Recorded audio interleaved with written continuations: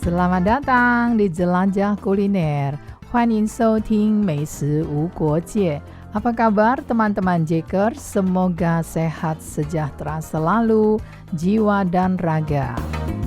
Udara Taiwan semakin nyaman bagi saya. Tidak lagi panas seperti beberapa bulan lalu dan udara berganti dingin, terkadang hujan.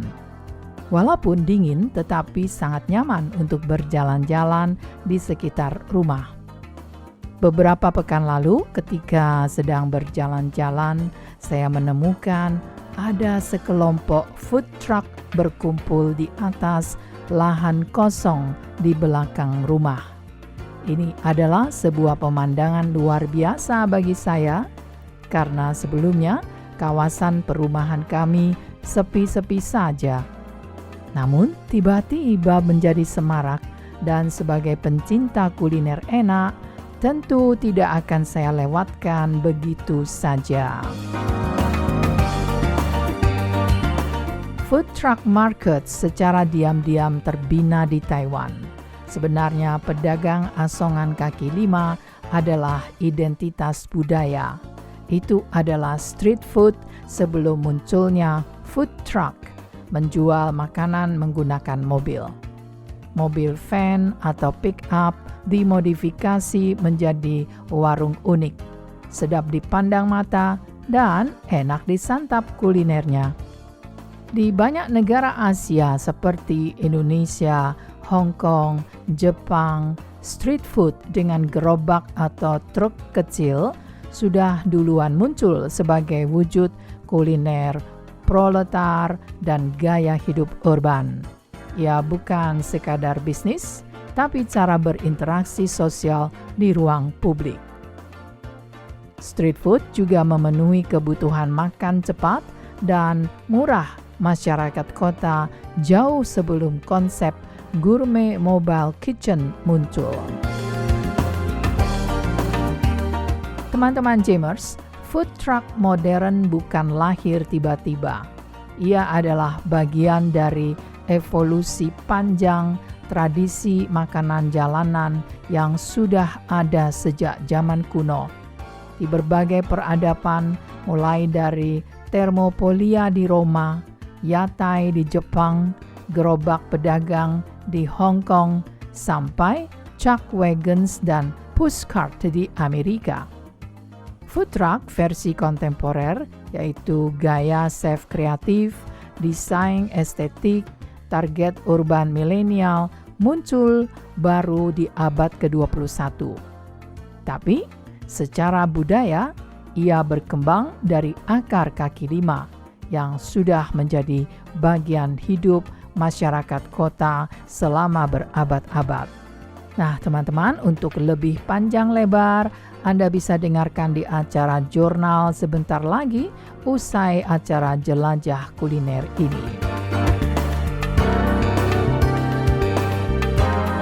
Menurut pedagang pizza yang saya hampiri sore itu, ia merasa lebih bahagia dengan berjualan bareng-bareng food truck lainnya di sebuah area khusus di daerah perumahan. Mereka pindah ke tempat-tempat berbeda setiap hari, dari kota Taipei sampai New Taipei City. Jadi, tepatnya masih tetap di daerah Taiwan Utara. Dan mereka terorganisir sehingga tidak usah takut kena tilang polisi. Bahkan sehari sebelumnya mereka sudah menerima order secara online dari langganan di kawasan tujuan keesokan hari. Jadi sebelum buka, mereka sudah tahu berapa banyak omset yang pasti terjual dan sudah ada berapa pemasukan. Dan sisanya mereka juga menyediakan lauk lebih untuk pembeli langsung yang tidak memesan duluan. Karena banyak orang yang lewat dan tertarik serta mereka berhenti untuk membeli. Pizzaman mengatakan ia merasa lebih senang dan bahagia karena sebelumnya ia sudah menjual pizza dengan mobil selama 10 tahun.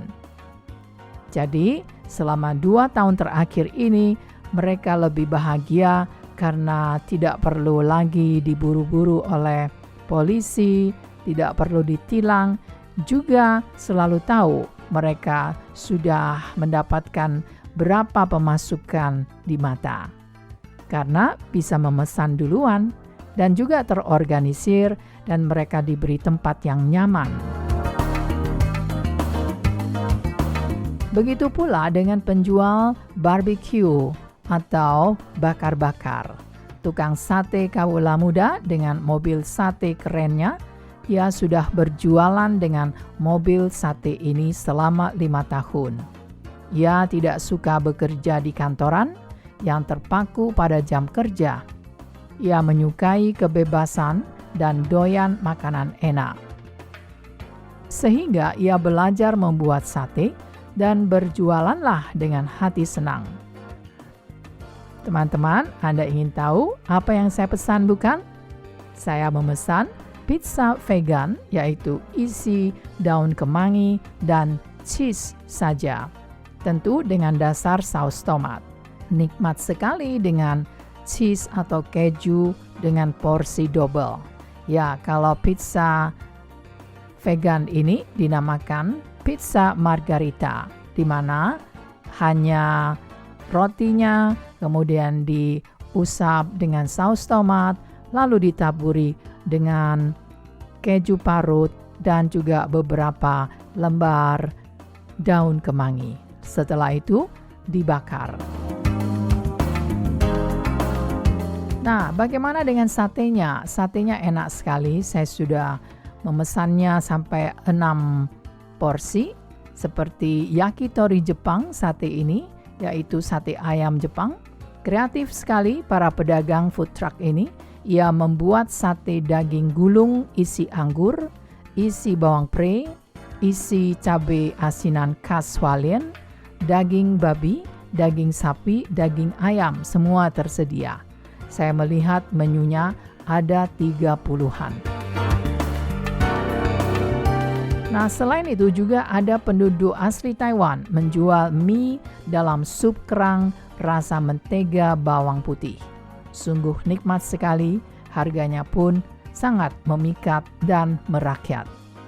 Nah, di Jelajah Kuliner hari ini, saya membagikan resep dari mie sup kerang rasa mentega yang saya beli dari food truck. Bahannya mentega, bawang putih, merica putih, garam, kerang, mie yang sudah direbus, jadi bisa siap digodok berapa saat saja dengan supnya. Cara membuatnya, panaskan mentega dan bawang putih di sebuah wajan cekung, lalu masukkan kerang dan kaldu, rebus beberapa saat, dan sekarang masukkan mie, tauge, daun kucai, dan ketika kerang sudah terbuka, tanda sudah matang. Nah, siap diangkat dan disajikan dengan ditaburi daun ketumbar, merica putih, dan cabai kalau suka. Nah, mengapa menggunakan mentega? Karena akan membuat sup dari mie ini menjadi kental dan harum sekali. Jadi, Anda bisa mencobanya. Lalu bagaimana cara membuat sate isi asinan cabai? Daging iris kalau bisa beli yang sudah siap untuk barbecue agar mudah, tidak perlu mengirisnya tipis-tipis. Asinan cabai dipotong seukuran daging, gulung dagingnya dengan isi asinan cabai. Ditusuk 3 gulungan per tusuk. Lalu kita bakar dan tidak perlu dibumbui karena khas dari barbecue ini yaitu ketika membakarnya sudah dibumbui, ditaburi dengan garam laut dan merica. Nah, teman-teman, bagaimana dengan Anda? Sate apa yang pernah Anda nikmati di penjual kaki lima atau food truck? Jangan lupa ceritakan ya. Terima kasih, sampai jumpa.